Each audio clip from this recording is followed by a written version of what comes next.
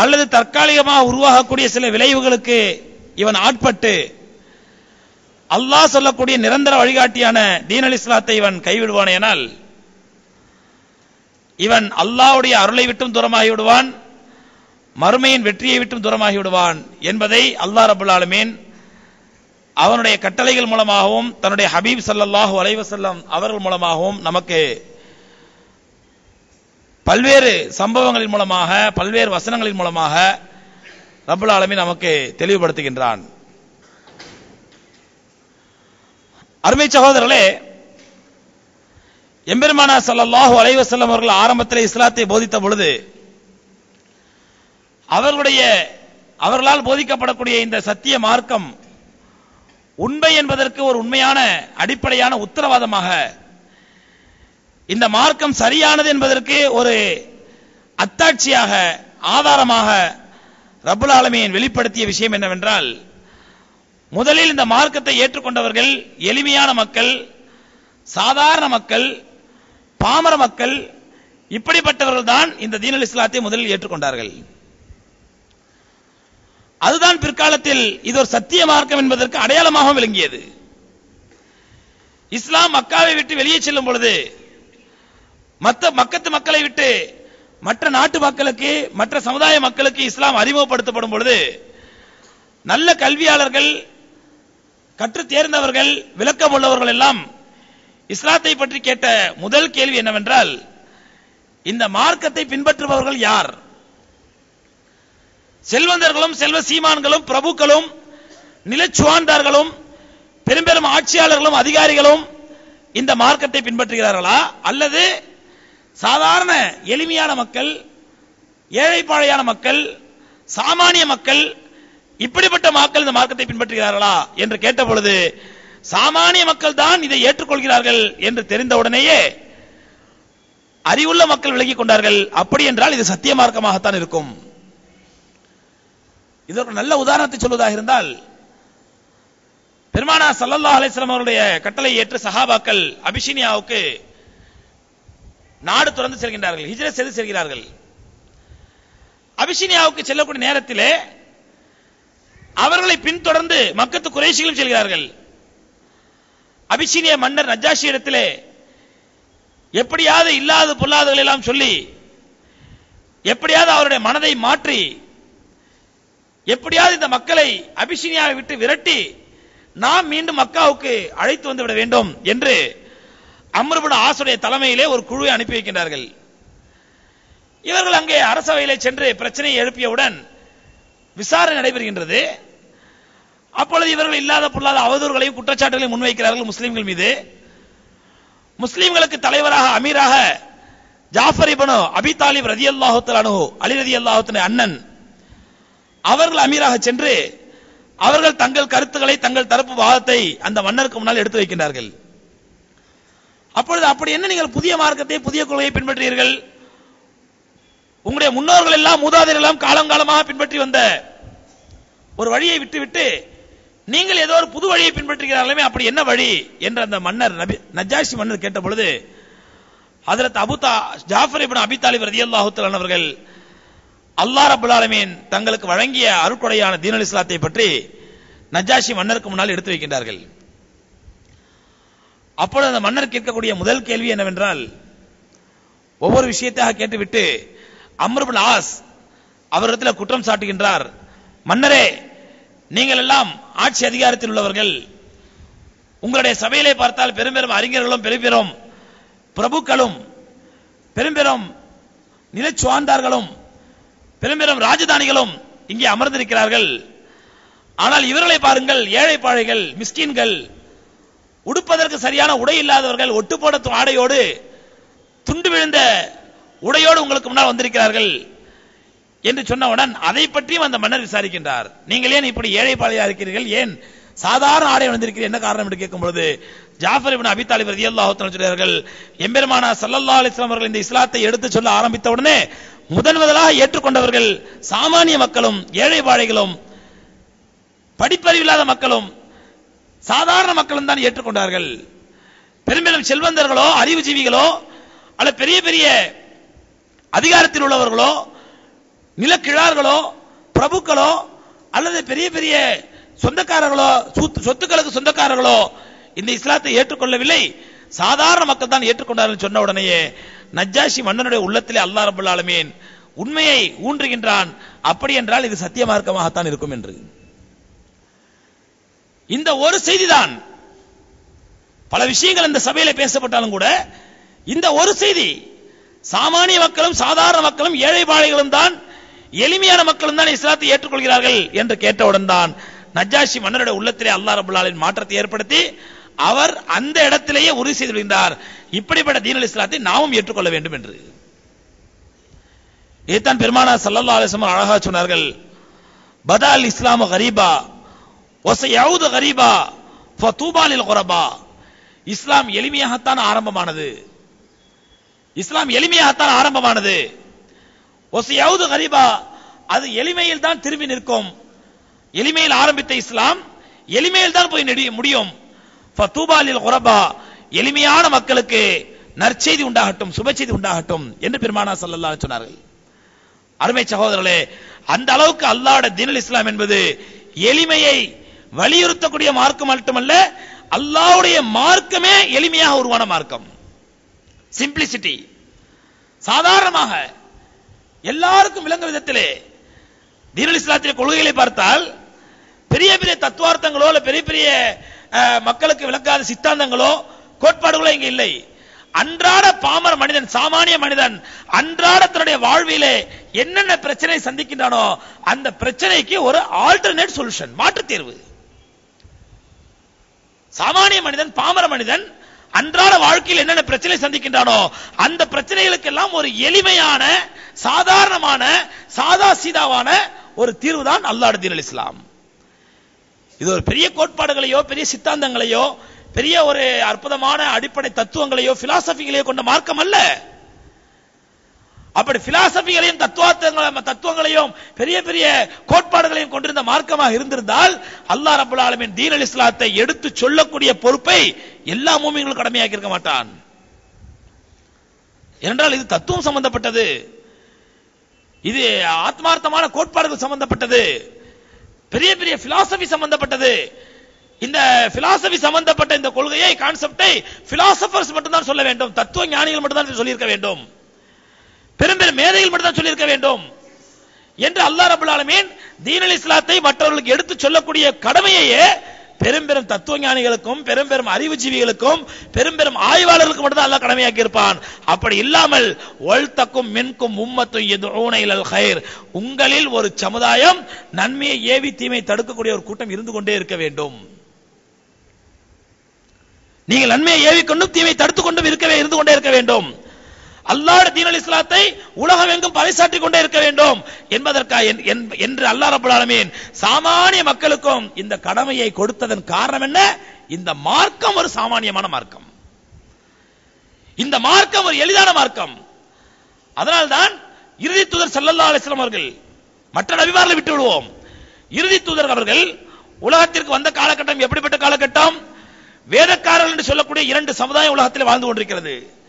ஒரு கூட்டம் தாங்கள் தான் அல்லாஹ்வுடைய நேரடி பிள்ளைகள், அல்லாஹ்வுக்கு பிறந்த பிள்ளைகள், நஹ்னு அப்னாஉல்லாஹி வ அஹிப்பாஹு, அல்லாஹ்வுக்கு பிறந்த பிள்ளைகள் நாங்கள் தான் அல்லாஹ்வுடைய நேசத்திற்குரியவர்கள் என்று உலகத்தை ஏமாற்றிக் கொண்டிருக்கக்கூடிய ஒரு கூட்டம் யூத கூட்டம்.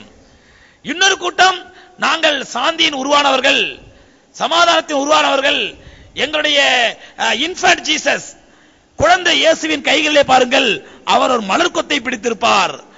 அவருடைய தாய் மரியாளின் கையிலே பாருங்கள், அவர் ஒரு பூங்கொத்தை பிடித்திருப்பார். அவருடைய தந்தை ஜோசப்புடைய கையிலே பாருங்கள், அதாவது வளர்ப்பு தந்தை, இயேசு கிறிஸ்துடைய வளர்ப்பு தந்தை ஜோசப்புடைய கையிலே பாருங்கள், அவர் ஒரு செடியை பிடித்திருப்பார். இப்படி செடியின் மீதும் பூக்கள் மீதும் பூங்கொத்துகளின் மீதும் அன்பு பாராட்டக்கூடிய எளிமையான மக்கள் நாங்கள் தான் என்று உலகத்தை ஏமாற்றிக் கொண்டிருந்த ஒரு கூட்டம் கிறிஸ்தவர்கள் கூட்டம். அப்படி இரண்டு வேதக்காரர்கள், அஹ்லே கிதாப் என்று சொல்லக்கூடிய இரண்டு வேதக்கார கூட்டம் உலகத்தை கோலோச்சு கொண்டிருந்த காலகட்டத்திலே எம்பெருமானார் ஸல்லல்லாஹு அலைஹி வஸல்லம் அவர்களை ரப்பல் ஆலமீன் தூதராக அனுப்புகின்றான். எதிரிகளை ஒரு பக்கம் சமாளிக்க வேண்டியிருக்கிறது, மக்கத்து முஷ்ரிக்குகளை காஃபிர்களை ஒரு பக்கம் எதிர்கொள்ள வேண்டியிருக்கிறது, அறிவு ஜீவிகள் என்று அந்த காலத்திலே போற்றப்பட்ட வேதக்காரர்களான கிறிஸ்தவ யூதர்களை எதிர்கொள்ள வேண்டியிருக்கிறது. இப்படிப்பட்ட சூழ்நிலையில் எப்படிப்பட்ட ஒரு அறிவு ஜீவியை, ஒரு தத்துவ ஞானியை, ஒரு மிகச்சிறந்த ஒரு பிலாசபி படித்தவரை, அத உலக அறிவுகள் எல்லாம் தன்னுடைய கையிலே வைத்து கரைத்து குடித்தவரை அல்லவா ரப்பல் ஆலமீன் நபியாக அனுப்பியிருக்க வேண்டும். ஆனால் அல்லாஹ்வுடைய மார்க்கம் எளிமையான மார்க்கம், எளிமையை போதிக்கக்கூடிய மார்க்கம், எளிமையை வலியுறுத்தக்கூடிய மார்க்கம். அது உருவான விதமே எளிமையான விதம்தான் என்பதை கியாமத் நாள் வரை வரக்கூடிய மக்களுக்கு உணர்த்துவதற்காகத்தான் ஒரு எழுத படிக்க தெரியாத, ஆடு மேய்த்துக் கொண்டிருந்த, படிப்பறிவில்லாத, கல்வி அறிவில்லாத ஒரு சாதாரண குடும்பத்திலிருந்து ஒரு மிக பெரும் வைரத்தை வைடூரியத்தை ரப்பல் ஆலமீன் உருவாக்கினான். ஏன்? இது சாமானிய மக்களுடைய மார்க்கம், எளிமையான மார்க்கம். இங்கே பந்தாவுக்கோ படோபடாவத்திற்கோ அல்லது ஆடம்பரத்திற்கோ வீண் விரயத்திற்கோ இங்கே இடமில்லை. இது ஒரு எளிமையான மார்க்கம், எளிமையான மக்கள் வந்து செல்லக்கூடிய மார்க்கம். எப்படி அன்றாடம் மனிதர்கள் உபயோகிக்கக்கூடிய காற்று உலகத்தில் எளிமையாக கிடைக்கின்றதோ, தண்ணீர் உலகத்தில் எளிமையாக கிடைக்கின்றதோ, மக்களுக்கு அன்றாட அடிப்படை தேவையான விஷயங்கள் எல்லாம் மிக மிக இலகுவாகவும் எளிமையாக கிடைக்கின்றதோ, அதே போன்று இந்த தீனுல் இஸ்லாமும் மக்களுக்கு எளிமையாக கிடைக்க வேண்டும். அதனால்தான் பாருங்க, மற்ற சர்ச்சுகளுக்கு போகும் பொழுதோ கோயில்களுக்கு போகும் பொழுதோ அவர்கள் வணங்கக்கூடிய இறைவனை திருப்திப்படுத்துவதற்காக வாழைப்பழமோ ஊதுபத்தியோ மெழுகுவத்தியோ ஏதோ ஒன்று வாங்கித்தான் சென்றாக வேண்டும். ஏன்? தங்களுடைய இறைவனை திருப்திப்படுத்துவதற்காக. ஆனால் அல்லாஹ் ரப்பல் ஆலமீன் அப்படி எந்த விதமான ஒரு விதியையோ, எந்த விதமான நிர்பந்தத்தையோ, எந்த விதமான ஒரு சிரமத்தையோ தன்னை ஏற்றுக்கொண்ட மக்களுக்கு ரப்பல் ஆலமீன் வழங்கவில்லை. காரணம் என்ன? இது எளிமையான மார்க்கம், சாமானிய மார்க்கம். சாமானிய மக்களும் இந்த மார்க்கத்தை பின்பற்ற வேண்டும் என்பதற்காக வேண்டித்தான். அதனால் தான் பெருமானார் ஸல்லல்லாஹு அலைஹி சொன்னார்கள், பதஅல் இஸ்லாமு கரீபா வ சயஊது கரீபா ஃபதூபா லில் கரபா. இந்த இஸ்லாம் எளிமையாகத்தான் உருவானது, எளிமையாகத்தான் போய் சென்றடையும். அதனுடைய ஆரம்பம் எளிமையானது, சாமானியமானது, அதனுடைய இறுதியும் எளிமையாகத்தான் போய் சேரும். ஃபதூபா லில் குரபா. ஆகவே எளிமையை தங்களுடைய வாழ்க்கையில் கடைபிடிக்கக்கூடிய மக்களுக்கு அல்லாஹ் சுபச்செய்தி சொல்வானாக என்று பெருமானார் ஸல்லல்லாஹு அலைஹி வஸல்லம் துஆ செய்தார்கள். அருமை சகோதரர்களே, அதனால்தான் கண்மணி நாயகம் ஸல்லல்லாஹு அலைஹி வஸல்லம் வாழ்க்கையை பார்ப்போமேனால், எளிமை என்பது வேறு, ஏழ்மை என்பது வேறு. எளிமை என்பது வேறு, ஏழ்மை என்பது வேறு. ஏழ்மையை ஒரு மூமின் விரும்பவும் கூடாது, ஒரு மூமினுக்கு அந்த ஏழ்மை வரவும் கூடாது. வரக்கூடாது என அல்லாஹ்விடத்திலே துஆ செய்யும்படி பெருமானார் ஸல்லல்லாஹு அலைஹி கற்றுத் தருகிறார்கள். ஏழ்மையை விட்டு அல்லாஹ்விடத்திலே பாதுகாப்பு கேளுங்கள். ஏழ்மையை போன்ற ஒரு கொடுமை எதுவும் கிடையாது, ஏழ்மையை போன்ற ஒரு பெரிய சித்திரவதை எதுவும் கிடையாது.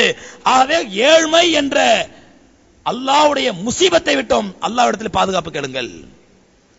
கண்மணி நாயகம் ஸல்லல்லாஹு அலைஹி பல நேரங்களில் துஆ செய்தார்கள், அல்லாஹும்ம இன்னி அஊது பிக மினல் ஃபக்ர்.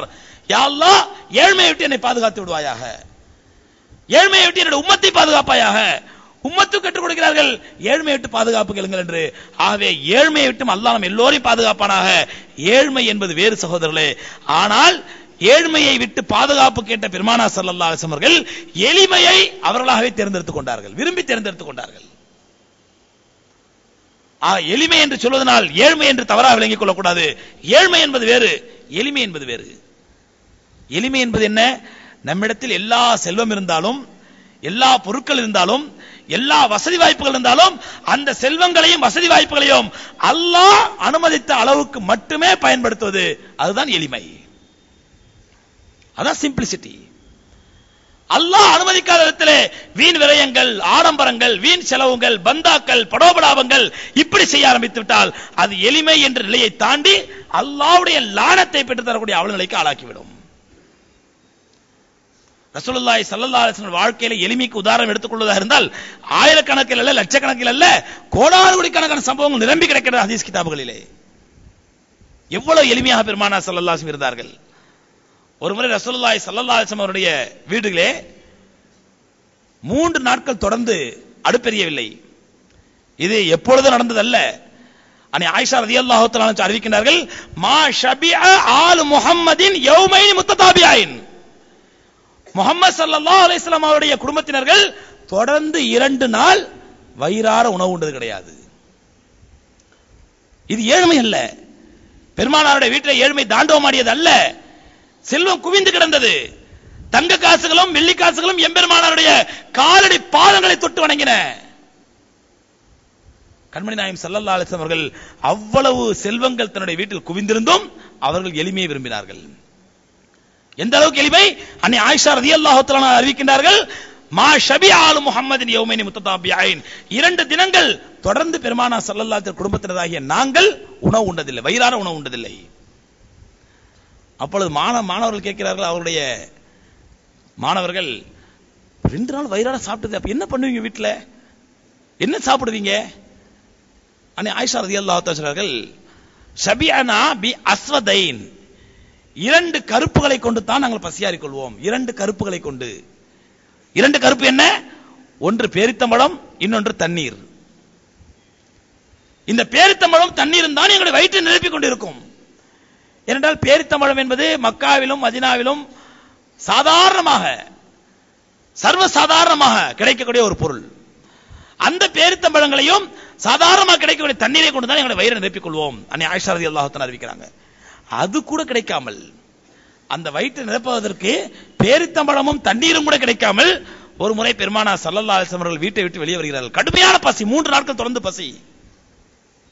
அவர்களும் மனிதர்கள் தானே, நாம் தாங்கும் அளவுக்கு தானே அவர்களும் தாங்க முடியும். பசி தாங்க முடியாமல் வீட்டை விட்டு வெளியே வருகிறார்கள். யாராவது தன்னை அழைத்து செல்ல மாட்டார்களா? யாராவது வந்து யார சொல்ல எங்க வீட்டை சாப்பிடுவாங்க என்று சொல்லிவிட மாட்டார்களா? யாருங்க? யாரு? ஒரு சாதாரண மனிதர் அல்ல. எந்த கண்மணி நாயகம் ஸல்லல்லாஹு அலைஹி வஸல்லம் அவர்களை பற்றி ரப்பல் ஆலமீன் வரஃபஅனா லக திக்ரக், நபியே உம்முடைய புகழை கியாமத் நாள் வரை நாம் உயரச் செய்து விட்டோம் என்று தன்னுடைய திருமறையிலே வாக்களித்திருக்கின்றானோ அந்த கண்மணி நாயகம் ஸல்லல்லாஹு அலைஹி வஸல்லம் வீட்டை விட்டு வெளியே வந்திருக்கிறார்கள். யாராவது தன்னை அழைத்து செல்ல மாட்டார்களா? கொஞ்ச நேரத்தில் பார்த்தால் எதிரிலே அபூபக்கர் சித்திக் ரலியல்லாஹு தஆலா அன்ஹு அவர்கள் வீட்டை விட்டு வெளியே வந்து நிற்கிறார்கள். வந்து ரசூலுல்லாஹி ஸல்லல்லாஹு அலைஹி வஸல்லம் வெளியே நிற்கிறாங்கன்னு பார்த்து, யா ரசூலுல்லாஹ் எதுக்காண்டி வெளியே வந்து நிக்கிறீங்க? கண்மணி நாயகம் ஸல்லல்லாஹு அலைஹி வஸல்லம் அபூபக்கர் சித்திக் ரலியல்லாஹு தஆலாவுடைய முகத்தை பார்த்து கண்டுபிடித்து விட்டார்கள். சொன்னார்கள், அழகாக சொன்னார்கள், வல்லதி நஃப்ஸி பியதிஹி, எந்த ரப்புல் ஆலமீன் கையில் என்னுடைய உயிர் இருக்கிறதோ அந்த ரப்புல் ஆலமீன் சத்தியமாக சொல்கின்றேன், அஹ்ரஜனி மா அஹ்ரஜக் மின் பைத்திக், என்னுடைய ரப்புல் ஆலமீன் சத்தியமாக சொல்கின்றேன், உன்னுடைய வீட்டிலிருந்து எது வெளியாக்கியதோ அதுதான் என்னையும் என்னுடைய வீட்டிலிருந்து வெளியாக்கியது. நீ எந்த காரணத்திற்காக வெளியே வந்து நிற்கிறீர்களோ அதே காரணத்தால தான் நானும் வந்து நிற்கிறேன். 2 பேரும் போறாங்க. அப்படியே அப்ப 2 பேரும் சேர்ந்து போலாம் வாங்க. எங்கேயாவது யாராவது உணவு கூப்பிட மாட்டாங்களா? கொஞ்ச நேரத்தில் ஹஜ்ரத் உமர் ரலியல்லாஹு தஆலா அன்ஹு, முஸ்தத்ரக் ஹாக்கிம்ல பதிவு செய்யப்பட்ட சம்பவம். உமர் ரலியல்லாஹு அன்ஹு வெளியே வர்றாங்க. அவங்க யார சொல்ல, எங்க போறீங்க 2 பேரும்? ரசூலுல்லாஹி ஸல்லல்லாஹு அலைஹி வஸல்லம் அபூபக்கர் சொன்ன அதே வார்த்தை சொல்கிறார்கள், உமரே நீங்கள் எந்த காரணத்தினால வீட்டை விட்டு வெளியே வந்து நிக்கிறீங்களோ அதே காரணத்தினால நாங்களும் வீட்டை விட்டு வெளியே வந்துட்டு இருக்கிறோம். 3 பேர் சேர்ந்து போனாங்க.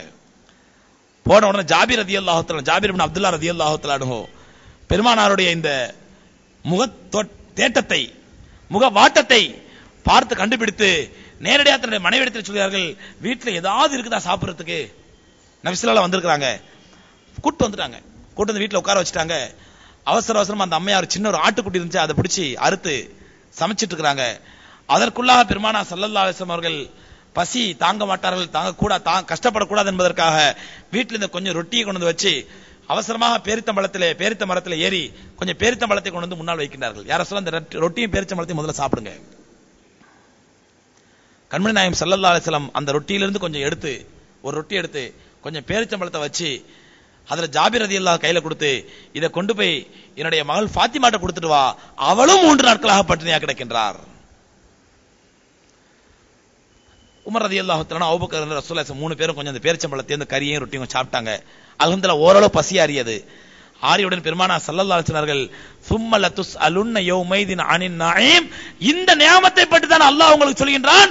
மறுமையிலே உங்களுக்கு அளிக்கப்பட்ட வழங்கப்பட்ட நியாமத்துகளை பற்றி விசாரிக்கப்படுகிறது அல்லாஹ் சொல்கின்றானே, இந்த நியாமத்தை பற்றி தான். 3 நாட்கள் கடும் பட்டினிக்கு பிறகு கிடைத்த ரொட்டி துண்டுகளை சாப்பிட்டு விட்டு பெருமானா ஸல்லல்லாஹு அலைஹி சொன்னார்கள், இந்த நியாமத்துகளுக்காக மறுமையிலே விசாரிக்கப்படுவீர்கள். சகோதரர்களே, கண்மணி நாயகம் ஸல்லல்லாஹு அலைஹி வஸல்லம் அவர்கள் அதாவது உயர்தரமான உணவை உண்ணக்கூடாது என்று எந்த மருத்துவரும் அவர்களுக்கு அட்வைஸ் செய்யவில்லை. கறி சாப்பிட்டா உங்களுக்கு கொலஸ்ட்ரால் வந்துடும், அல்வா சாப்பிட்டா சுகர் ஏறிடும், அல்லது உங்களுக்கு பிபி வந்துடும், உங்க கிட்னி ஃபெயிலியர் போயிடும், அதனால இதெல்லாம் சாப்பிடாதீங்க என்று பெருமானா ஸல்லல்லாஹு அலைஹி வஸல்லம் அவர்களுக்கு எந்த மருத்துவரும் அட்வைஸ் செய்யவில்லை. அல்லது கண்மணி நாயகம் ஸல்லல்லாஹு அலைஹி வஸல்லம் அவர்களுக்கு வீட்டிலே உணவு இல்லாமல் இல்லை. ரப்பல் ஆலமீன் கேட்டான், நபியே இந்த உஹது மலையை உங்களுக்கு தங்கமாக ஆக்கி தர வேண்டும் என்று நீங்கள் விரும்பினால் இந்த உஹது மலையை தங்கமாக ஆக்கி தருகிறேன். இவை அனைத்தையும் புறந்தள்ளிவிட்டு கண்மணி நாயகம் ஸல்லல்லாஹு அலைஹி வஸல்லம் அவர்கள் அல்லாஹ்வுடைய விருப்பத்திற்காக அல்லாஹ்வுடைய கட்டளைப்படி அவர்கள் அந்த எளிமையை தேர்ந்தெடுத்தார்களே, அதைத்தான் சொன்னார்கள், இஸ்லாம் எளிமையாக ஆரம்பமானது, எளிமையாகத்தான் சென்றடையும். இது எளிமையான மார்க்கம். ஒருமுறை பிரபலமான சம்பவம், பெருமானா ஸல்லல்லாஹு அலைஹி வஸல்லம் அவர்கள் அவர்களுடைய மனைவிமார்களை தலாக் சொல்லிவிட்டார்கள் என்ற ஒரு வதந்தி பரவுகின்றது. தலாக் சொல்லவில்லை, வதந்தி பரவி வருகின்றது. பொதுவாக வதந்தி அப்படித்தானே, காட்டுத்தீயை போல. உண்மை செருப்ப மாட்டுறதுக்கு முன்னாடி பொய் ஊரை சுத்தி வந்துடும் சொல்லுவாங்க. அந்த மாதிரி பொய் ரொம்ப வேகமா பரவும். அந்த மாதிரி கண்மணி நாயகம் ஸல்லல்லாஹு அலைஹி வஸல்லம் அவர்கள் தங்களுடைய மனைவியை தலாக் சொல்லிவிட்டார்கள் என்ற பொய் வேகமாக பரவியது. உமர் ரலியல்லாஹு தஆலா அலறி அடித்துக்கொண்டு ஓடி வருகிறார்கள் பெருமானா ஸல்லல்லாஹு அலைஹி வஸல்லம் சந்திப்பதற்கு. ஏனென்றால் பெருமானாருடைய மனைவிமார்களில் ஹஜ்ரத் உமர் ரலியல்லாஹு தஆலாவுடைய மகளும் ஒருவர், ஹப்ஸா ரலியல்லாஹு தஆலா அன்ஹா. தன்னுடைய மகளை தலாக் விட்டு விட்டார்களோ சொல்லிவிட்டார்களோ என்ற ஆதங்கத்தில் ஓடி வருகிறார்கள் உமர் ரலியல்லாஹு தஆலா அவர்கள். ஓடி வந்து பெருமானா ஸல்லல்லாஹு அலைஹி வஸல்லம் வீட்டினுடைய மேல் பகுதியில் தங்கியிருக்கிறார்கள். கோபத்திலே படுத்திருக்கிறார்கள் தனியாக.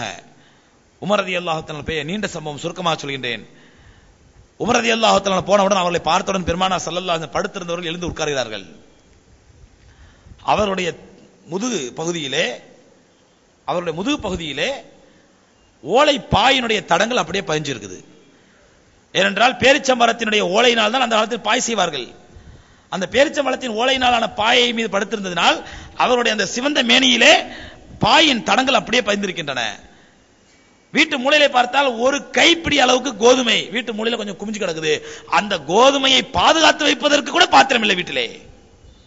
ஒரு கைப்பிடி அளவுக்கு கோதுமை, அதை பாதுகாத்து வைப்பதற்கு கூட வீட்டிலே பாத்திரம் இல்லை, வீட்டு மூலையில கிடைக்கின்றது. பெருமானா ஸல்லல்லாஹு அலைஹி வஸல்லம் ஓலைப்பாய் மீது படுக்கிறார்கள். அவர்களுடைய தலையில் என்னவென்றால் பேரித்தம் கொட்டைகளை துண்டு துண்டாக வெட்டி அதை ஒரு துணி பையிலே தோல் பையிலே போட்டு கட்டி அதுதான் தலையணை. இந்த நிலையை பார்த்தவுடன் உமர் ரலியல்லாஹு தஆலா அழுகின்றார்கள். கண்மணி நாயகம் ஸல்லல்லாஹு அலைஹி கேட்கிறார்கள், யா உமர் மா யுபுகி, என்ன காரணம், ஏன் அழுவுறீங்க? ஹஜ்ரத் உமர் ரலியல்லாஹு தஆலா சொல்றார், யா ரசூலல்லாஹ் நான் அழாமல் வேற என்ன செய்ய? உமாலி லா அபுகி, நான் அழாமல் வேற என்ன செய்ய? அல்லாஹ்வை நிராகரிக்கக்கூடிய காஃபிர்களான கைசர் நாட்டு மன்னனும் கிஸ்ரா நாட்டு மன்னனும் மாட மாளிகைகளிலும் கூட கோபுரங்கள் வசித்துக் கொண்டிருக்கிறார்கள். அல்லாஹ்வுடைய தீனுல் இஸ்லாத்தை நிலைநாட்டுவதற்காக வந்த அல்லாஹ்வுக்கு பிரியமான இறுதி நபியான தாங்கள் இப்படி கஷ்டப்படுகிறீர்களே, இதை பார்த்து ஒமாலி லா அபுகி, நான் அழாமல் வேற என்ன செய்ய? பெருமானா ஸல்லல்லாஹு அலைஹி வஸல்லம் சொன்னார்கள், உமர் ரலியல்லாஹு தஆலா அழுகின்றார்கள். அவர்களுடைய அழுகையை பார்த்து கண்மணி நாயகம் ஸல்லல்லாஹு அலைஹி வஸல்லம் சிரிக்கிறார்கள். சிரித்துவிட்டு சொன்னார்கள், என்ன உமரே, அவர்களுக்கு உலகமும் நமக்கு சொர்க்கம் ரப்புல் ஆலமீன் வழங்கியிருக்கிறானே, இது உங்களுக்கு பிடித்தம் இல்லையா? அவர்களுக்கு உலகத்தையும் நமக்கு சொர்க்கத்தையும் மறுமையும் ரப்புல் ஆலமீன் வழங்கியிருக்கிறானே, இது உங்களுக்கு பிடித்தம் இல்லையா என்று சொல்லிவிட்டு இன்னொரு கட்டத்திலே பெருமானா ஸல்லல்லாஹு அலைஹி வஸல்லம் அத்-துன்யா சிஜ்னுல் முஃமின் வ ஜன்னத்துல் காஃபிர், இந்த உலகத்தை பொறுத்தவரையிலே மூமினுக்கு இது ஒரு சிறைச்சாலை. சிறைச்சாலை ஆடம்பரம் காட்ட முடியாது, படபடாம காட்ட முடியாது, தான் நினைச்சதெல்லாம் சாதிக்க முடியாது. அவனுக்கென்று ஒரு கட்டுப்பாடுகள் இருக்கும், அவனுக்கென்று சில வரமுறைகள் இருக்கும், அவனுக்கென்று சில ரூல்ஸ் அண்ட் ரெகுலேஷன்ஸ் இருக்கும். அதற்குள் தான் தன்னுடைய வாழ்க்கையை அமைத்துக் கொள்ள வேண்டும். அப்படித்தான் ஒரு மூமின் இந்த உலக வாழ்க்கையை பொறுத்தவரையிலே மூமினுக்கு ஒரு சிறைச்சாலை ஜன்னத்தில் காஃபிர். ஆனால் காஃபிரை பொறுத்தவரையிலே இதுதான் அவனுக்கு சொர்க்கம், இதுதான் சொர்க்கம். வமா லஹும் பில் ஆখিরাতি மின் ஹலாக், அவர்களுக்கு மறுமையிலே எந்த பங்கும் கிடையாது. அருமை சகோதரர்களே, இது கண்மணி நாயகம் ஸல்லல்லாஹு அலைஹி வஸல்லம் அவர்களுடைய வழியை பின்பற்றி வந்த சத்திய சஹாபாக்களுடைய வாழ்க்கையில பார்த்தால் கோடானு கோடிக்கணக்கான சம்பவங்கள் எளிமைக்கு முன்னுதாரணமாக. ஹஜ்ரத் அனஸ் ரலியல்லாஹு அன்ஹு அறிவிக்கிறார்கள், ஒரு முறை பெருமானார் ஸல்லல்லாஹு அலைஹி வஸல்லம் அவர்கள் அவருடைய கலீஃபா, இரண்டாவது கலீஃபா ஹஜ்ரத் உமர் ரலியல்லாஹு தஆலா அவர்கள் குத்பா கொடுப்பதற்காக மெம்பர் மீது ஏறுகிறார்கள். அவருடைய முதுகு பகுதியை நான் பார்க்கிறேன். அவருடைய இரண்டு புஜங்களுக்கு மத்தியிலே அவர்கள் அணிந்திருந்த தோல் ஆடை, மேல தோலானால லெதர் Dress போட்டிருக்கிறாங்க. அந்த தோல் ஆடையிலே 3 புத்தகங்கள் இருக்கின்றன, கிழிந்த ஆடை. அதே போல கத்தாதா ரலியல்லாஹு தஆலா அறிவிக்கிறார்கள், அன்னை ஆயிஷா ரலியல்லாஹு தஆலா ஒரு முறை என்னிடத்திலே சில குப்பையை போன்ற அழுக்கு துணியை கொண்டு வந்து காட்டினாங்க. எதுக்கு இந்த துணியை காட்டுறாங்கன்னு கேட்டேன். இதுதான் கண்மணி நாயகம் ஸல்லல்லாஹு அலைஹி வஸல்லம் அவர்கள் உயிர் பிரியும் பொழுது அணிந்திருந்த ஆடை என்று காட்டினார்கள். குப்பையை போன்று கிழிந்திருந்த ஆடை, கசங்கலான ஆடை, கந்தல் ஆடை. இந்த ஆடையை காட்டி சொன்னார்கள், கண்மணி நாயகம் ஸல்லல்லாஹு அலைஹி வஸல்லம் உயிர் பிரியும் பொழுது அவர்கள் அணிந்திருந்த ஆடை இந்த ஆடைதான் என்று ஆயிஷா ரலியல்லாஹு தஆலா காட்டினார்கள் சொல்கிறார்கள். ஆகவே அருமை சகோதரர்களே, இன்று நம்முடைய செலவினங்கள், நம்முடைய ஆடம்பரமான வாழ்க்கை, படோபடமான வாழ்க்கை, குறிப்பாக சொல்வதா இருந்தால் திருமணத்தில் நாம் செய்யக்கூடிய செலவினங்கள், வீண் விரயங்கள், ஆடம்பரங்கள், சுப்ஹானல்லாஹ். எவ்வளவு முறை எத்தனை முறை சொன்னாலும் இதிலே பெரிய வேதனை என்னவென்றால், இதை பற்றி பேசக்கூடியவர்கள் வாய்க்கு வாய், வார்த்தைக்கு வார்த்தை பேசக்கூடியவர்கள், எளிமையை பற்றியும் சிம்பிளிசிட்டியை பற்றியும் வார்த்தைக்கு வார்த்தை பேசக்கூடியவர்கள், இஸ்லாத்தின் அடிப்படை தத்துவங்களை எல்லாம் வாயிலிருந்து காது கிழிய பேசக்கூடியவர்கள் எல்லாம் தங்களுடைய வீட்டு ஈவென்ட்ஸ் என்று வந்துவிட்டால், தங்களுடைய வீட்டு நிகழ்ச்சிகள் என்று வந்துவிட்டால், அவர்கள் பேசியது முதல் அல்லாஹ் பேசியது வரை அனைத்தையும் மறந்து ஓரமாக வைத்துவிட்டு அங்கே ஆடம்பரத்திற்கும் அனாச்சாரத்திற்கும் ஆட்படக்கூடிய அவல நிலையை பார்க்கின்றோம். ஆகவே அருமை சகோதரர்களே, பெருமானார் ஸல்லல்லாஹு அலைஹி வஸல்லம் சொன்ன ஹதீஸை மீண்டும் ஞாபகப்படுத்துகின்றேன். அல்லாஹ்வுடைய மார்க்கம் எளிமையான மார்க்கம். இங்கே எளிமையானவர்களுக்கு தான் அல்லாஹ்வுடைய சுப செய்தி உண்டு. சாதாரணமாக சாமானிய மக்களுக்கு சாமானிய நடைமுறை ஓபன் ஹார்ட்டா இருக்கிறார்களே, அவர்களுக்கு தான் இங்கே அல்லாஹ்வுடைய மார்க்கத்தில் இடம் இருக்கிறது, அல்லாஹ்வுடைய ரஹ்மத்தில் இடம் இருக்கின்றது. அல்லாஹ் ரப்பல் ஆலமீன் அப்படிப்பட்ட சாமானிய மக்களாகவும் எளிமையான மக்களாகவும் நம்மை ஆக்கி அருள்வானாக. செல்வங்களை சேர்ப்பதற்கோ செல்வங்களை பயன்படுத்துவதற்கோ அல்லாஹ் தடை செய்யவில்லை. அதனால்தான் ஆரம்பத்தில் சொன்னேன், எளிமை என்பதற்கு பொருள் ஏழ்மை அல்ல. ஏழ்மை என்பது வேறு. அதை விட்டு அல்லாஹ் நாம் எல்லோரையும் பாதுகாப்பானாக. எவ்வளவு செல்வங்கள் இருந்தாலும் எளிமையை கடைபிடிக்கக்கூடிய பாக்கியத்தை ரப்பல் ஆலமீன் அனைவருக்கும் தந்தருள்வானாக. வாஹிர் தாவானா அல்ஹம்துலில்லாஹி ரப்பில் ஆலமீன். அஸ்ஸலாமு அலைக்கும் வரஹ்மத்துல்லாஹி தஆலா வபரகாத்துஹு.